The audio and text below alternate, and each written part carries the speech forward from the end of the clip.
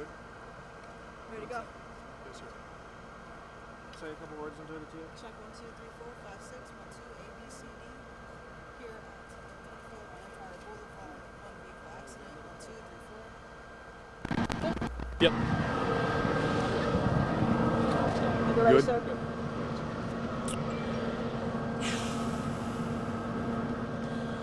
On today's date, November 2nd, about 7:01 p.m., the Monroe County Sheriff's deputies responded to a report of a one-vehicle motor vehicle accident at 1385 Empire Boulevard, Penfield. Upon arrival, deputies discovered a vehicle in the ravine with only one occupant. The occupant was an off-duty RPD officer. The officer is deceased. Our hearts go out to the family of our deceased officer, Rochester Police Department, and all our first responders that had to respond to this accident. The officer was on his way to work, working the 4th Platoon in the Rochester Police Department when the motor vehicle accident occurred. There is nothing so far in this investigation that leads us to believe that this is anything but a tragic accident. The Monroe County Medical Examiner's Office will conduct an autopsy and determine the cause of death. I'd now like to turn this over to LaRon Singletary, Chief of the Rochester Police Department, to identify his police officer. First, I'd like to say my condolences to our officer's family. Like the sheriff said, tonight we received a phone call indicating that one of our officers was involved in this tragic accident and succumbed to injuries. The officer is Officer Manny Ortiz. He's a 22-year veteran of the Rochester Police Department. He's 52 years of age. It's a very sad day for our members right now. We're concentrating on our members, making sure that they have what they need right now at this time. Our thoughts and prayers are with the family. I just ask the community that they be with the Rochester Police Department right now. It's a very tough time. We've had a tough year. And this is another incident that is a trying time in our department. So we're trying to make sure that our members have what they need, and we're going to take it minute by minute on this. So I want to thank those who have already reached out, offering their condolences on behalf of the Rochester Police Department. And it's a very trying time right now. It's been trying here for us. I'm very sorry. Can we ask some questions? Do you know what led up to the crash before the officer wanted to leave?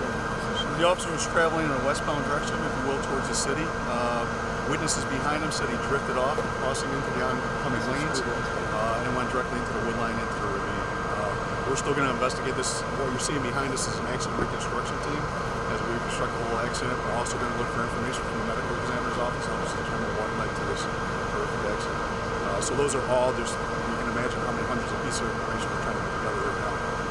There were there were people that went down into the ravine, civilians, to try to administer first aid, including 4 deputies that are responding immediately to the scene too. Were those bystanders in their car, or were they walking? So they were in their car. They were actually following Manny on the way to work. They seen him drift over and go into the wood line, and good Samaritans, they followed him on foot. Is this the ravine right behind these two trucks? That is correct. Can you talk a little bit about where he was heading, maybe why he was having 2 other individuals following him? Yeah, so he was heading to work. He was driving. He lives in the town of Webster. He was driving to work into the city.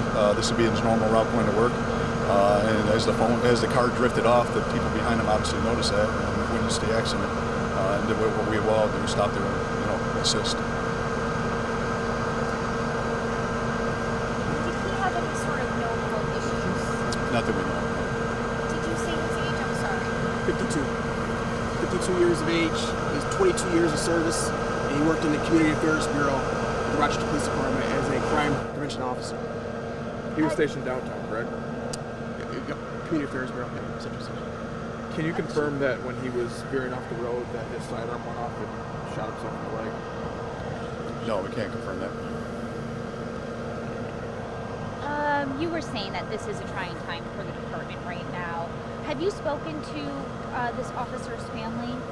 I have. I have spoken to the family here at the scene. We have officers with many of the family members right now at this point. So like I said, I asked the community to keep the Rochester Police Department, the Ortiz family, and their thoughts and prayers. Like I said, it is a very trying time for our department this year. This is something that is very tragic, it's trying, and we're going to make sure that our officers have what they need to get through this incident. When you lose a brother officer, it's heartbreaking. It's heartbreaking. Was it a police car that he was in? That's the No. Personal car. And working in the Community Affairs Bureau, I mean, what did he mean to this county? Manny knew a lot of people. Manny has spent 22 years on the Rochester Police Department. He knew a lot of people in this community. He worked in the Community Affairs Bureau doing the work, community policing. And Manny was a great police officer. And we'll be with him and his family. How long will investigators be here on the scene? So it'll probably take us a few more hours to process the scene. The vehicle's still in the ravine. We're going to process it down there. We've already started that part. It'll be towed up here out of the ravine in a couple hours. We'll do some preliminary, and then we'll tow it to our evidence technician holding area, where we'll get a more thorough look at the vehicle. So we're going to be here a few more hours. The road will be shut down in a few more hours, but we'll have it cleared up by the morning. We saw an RPD patrol car escort the medical examiner's van. Is that typical? And can you talk a little bit about that? Sure. Anytime we lose a police officer, it's the way we operate, if you will. It's a courtesy escort. That's part of our healing process. It's what we do, right? So RPD was obviously lost their brother today, so they're part of that procession to bring him to the medical examiner's office. How do you comfort and just make sure that you're there for not only your deputies, your officers, families? Like, how do you process this, and then how do you make sure that everyone understands that you're all in this together? Well, I'll speak on behalf of what we're doing with the Sheriff's Office, and Chief Singletary will speak on behalf of the Rochester Police Department. All our deputies that responded to the motor vehicle accident are back at our A zone. They're all being talked to by our peer support folks. We have mental health available for them as they go through any critical incidents, part of our procedures to make sure they're taken care of mentally. This is something they're going to have to process. And we try and encourage them through that process of healing, and when they see something like this. A couple of those deputies knew Manny, so it's very difficult. I know the chief's doing about the exact same thing, so I'll let him speak on that. We're doing the same thing. We're having counselors meet with officers, any officer that needs assistance right now at this time. Like I said, it's a very trying time. When you lose a fellow officer, whether it's on or off duty, we're going to try to make sure that our officers are in the proper mind. If anybody can be in the proper mind after losing a loved one. We're a family. We're a family. And tonight we lost a family member. And we're going to make sure that the rest of the family is taken care of. Right now we're all grieving. We're all grieving. We will be grieving. I think you asked the question, how do you deal with this? You deal with it minute by minute as things come along. You look out for one another and you just keep an eye on one another. Right now it's about being there for our officers, and that's what I'm getting ready to do right now. Thank you so much. He leaves behind a wife. Any children? He did have some children, yes. All right, thank you so much. Thank you, Chief. Thank you. Thanks, guys. Thank you. We appreciate your patience waiting all these hours. No problem. Spoke in the last briefing this evening, and there will be some sort of communication tomorrow. So please respect that we're on this. Obviously, and no email, so we'll be putting out the next piece of information, whether that be an updated news conference or a briefing via emails. The next briefing.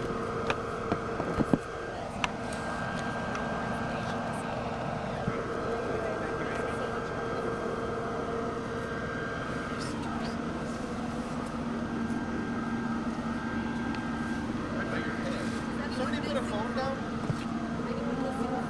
Okay. You have your phone? Yeah. Stay the phone. Okay. No.